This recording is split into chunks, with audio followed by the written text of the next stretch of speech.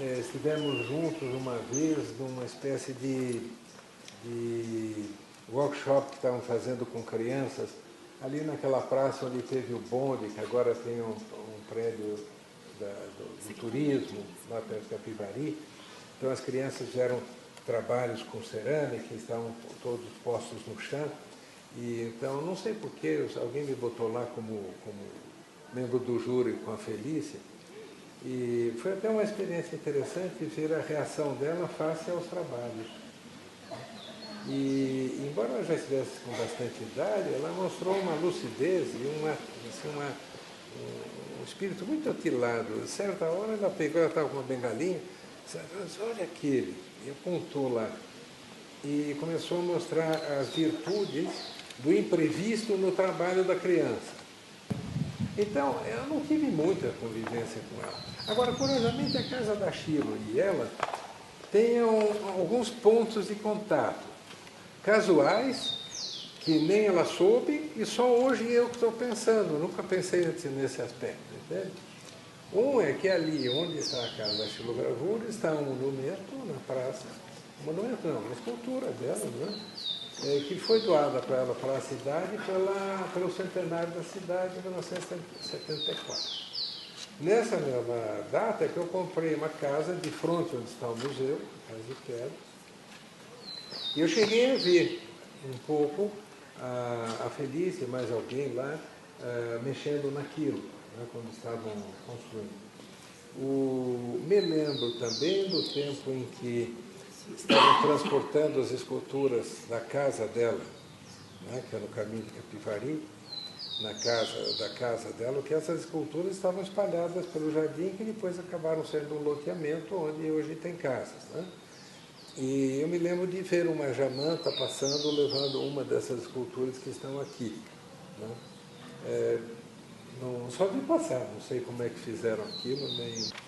Houve também um momento que a Felícia me deu uma escultura, daquelas do fim da vida dela, umas esculturas que representam pássaros. Houve até, há muito tempo atrás, aqui no auditório, uma vitrine em que havia essas esculturas. Não sei que fim levaram, mas havia no auditório uma vitrine. Talvez tenha sido levada até por ela de volta, porque eu me lembro que uma vez, isso é uma outra ocasião que eu encontrei, ela veio me procurar, também não sei quando, porque na verdade calhou de eu ser presidente do Conselho de Cultura da Prefeitura, mas só um ano, porque foi o que eu aguentei e fui embora. Depois, numa outra gestão, eu também fui presidente do Conselho de Cultura, eu também só um ano, fui embora. Depois fui secretário de Educação, também um ano só, fui embora. Não tenho paciência com o serviço público. E não sei em qual dessas ocasiões ela veio procurar para ver se a prefeitura patrocinava e providenciava folhetos para colocar aqui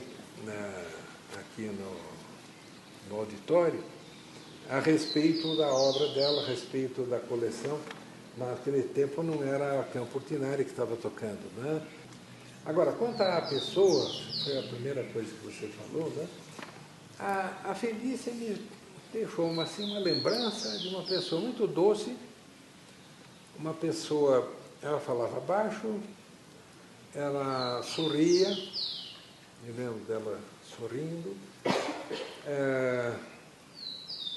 e ela me parece, fica a lembrança de uma pessoa muito acesa, quer dizer, uma pessoa que está muito consciente do que é, do que quer, do mundo, quer dizer, me parece uma pessoa muito acordada, né?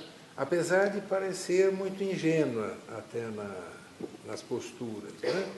Mas era uma pessoa que valeu a pena conhecer, né? Nesse sentido, era uma pessoa que o que eu convivi com ela, o pouco que eu convivi com ela, foi prazeroso como ser humano que ela era.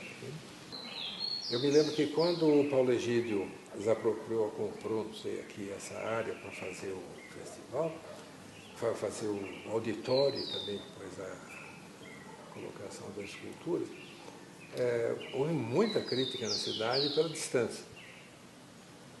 É tudo relativo esse negócio de distância, né? Quando eu era professor da USP, morava no Pacaembu, eu fazia 7 quilômetros para ir na USP dar aula e era pertinho. Para um cara que morasse na Penha, é extremamente mais longe, né?